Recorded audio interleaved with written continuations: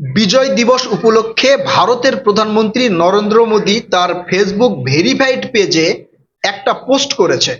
সেই পোস্ট ঘিরে তোলপাড় সৃষ্টি হয়েছে এবং অবাক করা কাণ্ড ঘটিয়েছে সাংবাদিক ইলিয়াস হোসাইন। ভারতের নরেন্দ্র মোদী কি পোস্ট করেছে সেটা যদি আপনারা দেখেন তাহলে বুঝতে পারবেন যে এই কাণ্ড ঘটার কারণ কি। ভারতের প্রধানমন্ত্রী নরেন্দ্র মোদী ইংলিশে পোস্ট করেছে। ইংলিশে যেহেতু পোস্ট করেছে তাহলে ঠিকই করেছে। যাই হোক, সেই পোস্টে নরেন্দ্র মোদী লিখেছে, মহান বিজয় দিবসে আমরা সেই বীর সৈনিকদের স্মরণ করি যাদের আত্মত্যাগ এবং সাহসের বিনিময়ে 1971 সালে ভারত এক ঐতিহাসিক বিজয় অর্জন করেছে। বিষয়টা একটু বুঝবেন যে 1971 সালে ভারত ঐতিহাসিক বিজয় অর্জন করেছে। আসলে 1971 সালে ভারত কি কোনো বিজয় পেয়েছে? আমরা সবাই জানি ভারত স্বাধীন হয়েছে 1947 সালের 15ই আগস্ট।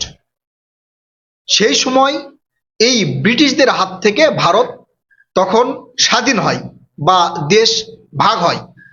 এরপরে ভারতের এমন কোনো যুদ্ধ কোথাও হয়নি যেই জায়গায় ভারত বিজয় পেয়েছে। তাহলে 1971 সালে এই 16ই ডিসেম্বর ভারতের বিজয় দিবস কেন?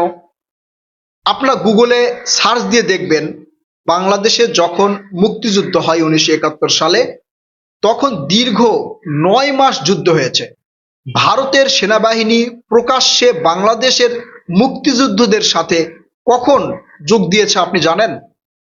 গুগলে সার্চ দিয়ে দেখবেন, 3 ডিসেম্বর, অর্থাৎ এই যে 16ই ডিসেম্বর বাংলাদেশ যে মহান বিজয় পেল, এই বিজয়ের কয়েকদিন আগে অর্থাৎ 13 দিন আগে ভারত বাংলাদেশের মুক্তিযোদ্ধাদের সাথে প্রকাশ্যে বা সরাসরি যোগ দিয়েছে।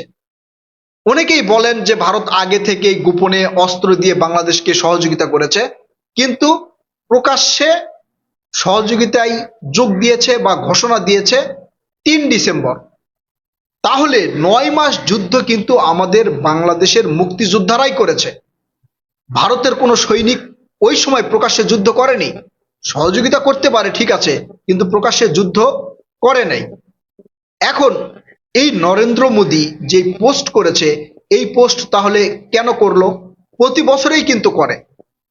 2024 সালের 16ই ডিসেম্বরে নরেন্দ্র মোদী যখন পোস্ট করেছে, তখন হাসনাত আবদুল্লাহ সেই পোস্টে লিখেছে, এই স্বাধীনতা বা এই বিজয় যদি অন্য কোনো দেশ উল্লাস করে বা নিজেদের বলে দাবি করে, তখন বাংলাদেশের সার্বভৌমত্ব নিয়ে সরাসরি হুমকি দেখা যায়। আপনারা হাসনাত আবদুল্লাহ সেই পোস্টটা দেখে আসেন। আবারও হাসনাত আবদুল্লাহ সেই পোস্ট শেয়ার করেছেন। এখন তাহলে আমরা কি ধরে নিতে পারি, বিজয় বাংলাদেশের নাকি ইন্ডিয়ার? সাংবাদিক ইলিয়াস কি কাণ্ড ঘটিয়েছে সেটা এখন আপনাদেরকে বলি। নরেন্দ্র মোদী পোস্ট করার 2 ঘন্টা পরে আমি সেই পোস্ট চেক করলাম বা দেখলাম, সেখানে রিয়াকশন পড়েছে প্রায় 1,50,000। সেই রিয়াকশনে গিয়ে আমি দেখলাম 73,000 হা রিয়াক্ট করেছে। মানে যারা সেই পোস্ট দেখেছে তাদের মধ্যে 73,000 হা পোস্ট করেছে, মানে তারা হাসতেছে। 35,000 লাইক দিয়েছে এবং 1,800 অ্যাংরি রিয়াক্ট দিয়েছে, রাগান্বিত রিয়াক্ট দিয়েছে 1800 জন। এতে বুঝতে পারছেন নরেন্দ্র মোদীর যে পোস্ট, এই পোস্টকে যে মানুষজন সাধারণভাবে গ্রহণ করেনি বা নরেন্দ্র মোদীর যে বিজয় উল্লাস সেটা মানুষজন সাধারণভাবে গ্রহণ করেনি। এটা একবারে জোকারি ভাবে সাধারণ জনগণ তাদের মধ্যে নিয়েছে। এছাড়াও সাংবাদিক ইলিয়াস তিনি পোস্ট দিয়েছেন, আপনারা দেখে আসেন তার পোস্টটা। তিনি পোস্ট করেছেন, যদি ভারত এবং পাকিস্তান যুদ্ধ হয় তাহলে আপনি কার পক্ষে থাকবেন? উনি বলেছেন যে আমি পাকিস্তানের পক্ষে থাকব। এখন এছাড়াও আওয়ামী লীগকে বাজে ভাষায় একটা কথা বলেছে যে আপনারা গিয়ে নরেন্দ্র মোদীর পোস্ট দেখে আসেন। নরেন্দ্র মোদী কেন বা ভারত কেন এই বাংলাদেশের বিজয়কে নিজের বিজয় বলে মনে করেন? যদি ভারত বাংলাদেশের সাথে মুক্তিযুদ্ধে অংশগ্রহণ না করত, তারপরেও বাংলাদেশ স্বাধীন হতো। পাকিস্তান এবং বাংলাদেশ কখনোই একত্রিত থাকতে পারতো না। এটার অনেক বিচার বিশ্লেষণ রয়েছে, যেটা বললে হয়তো ভিডিওটা লম্বা হয়ে যাবে। তবে ভারতের এই বিজয় উল্লাস কিন্তু বাংলাদেশের জনগণ খুব একটা ভালো চোখে বা ভালো নজরে দেখছেন না, রাজনৈতিক বিশ্লেষকরা দেখছেন না। যদিও আওয়ামী লীগের সময় ভারতের এই বিজয় উল্লাসের বিপক্ষে আওয়ামী লীগের কোনো কেন্দ্রীয় নেতা বা আওয়ামী লীগের নেতাকর্মীরা কোনো কথাই বলেননি। এখন যখন বিজয় উল্লাস ভারত করছে, তখন বাংলাদেশের রাজনীতিকবিদেরা এটা সহজভাবে মেনে নিচ্ছেন না। শুধু সাংবাদিক ইলিয়াসই নয়, এছাড়া যারা যারা এই পোস্ট দেখেছে বা কমেন্ট করেছে, সেই কমেন্টগুলো যদি দেখেন, তাহলে নরেন্দ্র মোদীকে একবারে পচে ফেলেছে। সাংবাদিক ইলিয়াস সেখানে খারাপ ভাষায় একটা কমেন্ট করেছে, সেই কমেন্টে 2 ঘন্টায় 18,000 লাইক করেছে। চিন্তা করেন, 2 ঘন্টায় শুধু কমেন্টেই 18,000 লাইক করেছে। সেই কমেন্ট অবশ্যই নরেন্দ্র মোদী দেখবে, কারণ প্রথমেই তার কমেন্টটা রয়েছে। এখন এই সাংবাদিক ইলিয়াসের কমেন্ট নিয়ে আমি দেখলাম আমাদের সাংবাদিক শাহেদ আলম ভাই একটা পোস্ট করেছেন, সেখানেও তিনি সাংবাদিক ইলিয়াসকে ইঙ্গিত করে বিহারি পুত উল্লেখ করে তিনি একটা বাজে পোস্ট করেছেন আর কি। এখন আমি এই বিষয়টা বুঝলাম না যে শাহেদ আলম ভাই কেন এই নরেন্দ্র মোদীর পোস্টে যেই ইলিয়াস ভাই কমেন্ট করেছে সেটাতে তিনি কি খুঁজে পেলেন। তিনি কি আসলে এই নরেন্দ্র মোদীর পোস্টকে মানে ভালো চোখে দেখছেন কিনা, আমি এটা এখন আসলে বুঝতে পারছি না।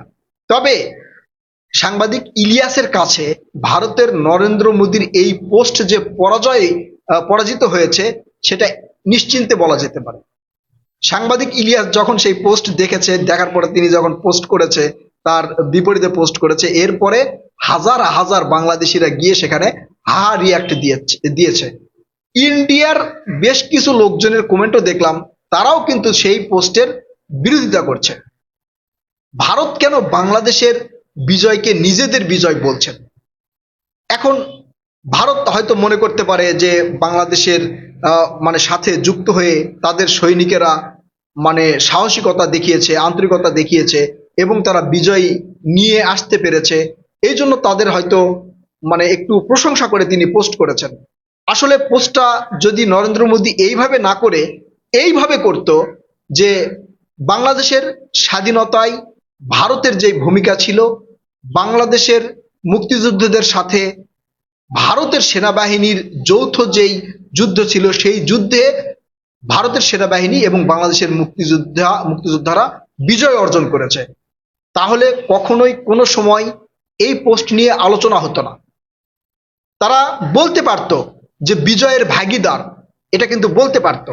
কারণ অনেকেই মনে করেন ভারতের সেনাবাহিনী বা ভারত যখন বাংলাদেশের মুক্তিযোদ্ধাদের সাথে একত্রতা ঘোষণা করেছে, তখন পাকিস্তান ভয় পেয়ে পরাজিত হয়েছে, এটা কিন্তু বলতে পারতো। এখন ভারত যখন নিজেদের বিজয় বলছে, ভারত যখন বলছে যে 1971 সালে ভারতের বিজয় সাধিত হয়েছে, তখন এটা সন্দেহের চোখে দেখা উচিত বলে আমি মনে করি। আর আমিও এটা ভালোভাবে গ্রহণ করি নাই। প্রিয় দর্শক, আপনারা নরেন্দ্র মোদীর এই পোস্ট, সাংবাদিক ইলিয়াসের রিয়াকশন এবং ওই পোস্টে সাধারণ জনগণের রিয়াকশন দেখে কি মনে করছেন? আসলে এই পোস্ট কি বাংলাদেশের সার্বভৌমত্বের হুমকি? আপনারা আপনাদের মূল্যবান মতামত কমেন্ট করে জানাবেন। কথা হবে নতুন কোনো ভিডিওতে ইনশাআল্লাহ। ততক্ষণ পর্যন্ত মহান আল্লাহ তাআলা আপনাদেরকে ভালো রাখুক।